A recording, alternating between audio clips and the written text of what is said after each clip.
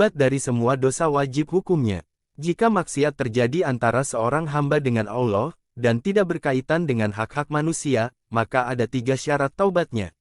Pertama, meninggalkan maksiat. Kedua, menyesali perbuatannya, dan ketiga bertekad untuk tidak mengulanginya lagi. Sedangkan jika maksiat yang dilakukan terkait dengan hak-hak manusia, maka syaratnya ada 4. Pertama, meninggalkan maksiat. Kedua, menyesali perbuatannya. Ketiga, bertekad untuk tidak mengulanginya lagi. Dan keempat, ditambah membebaskan diri dari hak-hak orang lain. Jika berupa harta atau yang semisalnya hendaklah dikembalikan. Jika berupa tuduhan atau fitnah maka sebaiknya mempersilahkan bagi tertuduh untuk menghukum, atau meminta maaf kepadanya. Terdapat dalil-dalil dalam Al-Quran dan As-Sunnah yang terkait dengan taubat. Dari Abu Sa'id Al-Khudri, Nabi bersabda, pada umat sebelum kalian ada seorang lelaki yang telah membunuh 99 jiwa. Kemudian dia bertanya tentang keberadaan orang yang paling pandai di antara penduduk bumi.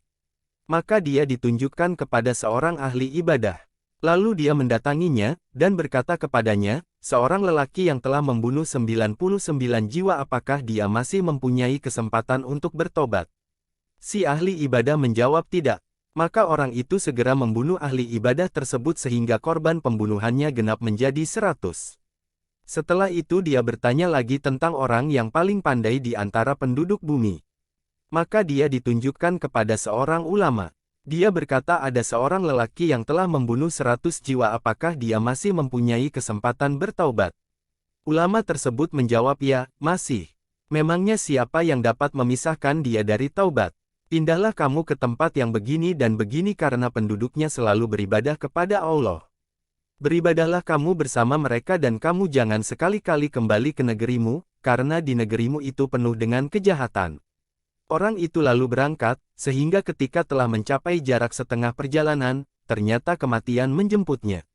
Lalu malaikat rahmat dan malaikat azab berselisih mengenai nasibnya. Malaikat rahmat berkata, dia sampai ke tempat ini dalam keadaan sudah bertaubat, dan menghadap sepenuh hati kepada Allah.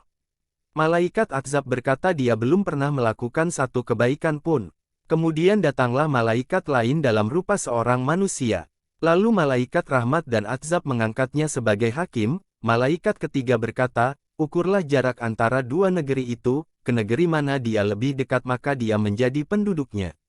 Lalu keduanya pun mengukurnya, dan mendapatkan orang itu lebih dekat ke negeri yang akan dituju. Maka malaikat rahmat mengambilnya. Dari Imran bin Al-Husnain Al-Huzai, ada seorang wanita dari Juhainah mendatangi Rasulullah dalam keadaan hamil karena zina. Wanita itu lalu berkata, wahai Rasulullah aku telah berbuat dosa besar, maka tegakkanlah had atasku. Beliau lalu memanggil walinya, kemudian bersabda, rawatlah dia baik-baik. Setelah dia melahirkan bawalah dia kepadaku, maka walinya melaksanakan perintah beliau. Lantas setelah wanita itu melahirkan dia dibawa kepada Nabi, maka beliau memerintahkan untuk mengencangkan pakaiannya untuk dirajam dan beliau mensolatkannya. Umar berkata kepada beliau, engkau mensolatkannya wahai Rasulullah sedang dia telah berzina. Beliau bersabda sungguh dia telah bertaubat, seandainya tobatnya itu dibagikan kepada 70 penduduk Madinah tentu akan mencukupi. Apakah kamu pernah menemukan perbuatan yang lebih utama dibandingkan perbuatan wanita ini yang menyerahkan dirinya kepada Allah untuk dihukum? Selain itu penjelasan tentang taubat juga terdapat dalam Al-Quran.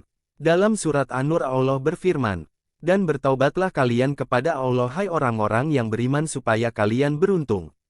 Dalam surat Hud Allah berfirman, dan hendaklah kalian meminta ampun kepada Rob kalian dan bertaubat kepadanya. Dan dalam surat At-Tahrim Allah berfirman, hai orang-orang yang beriman bertaubatlah kepada Allah dengan taubatan nasuha.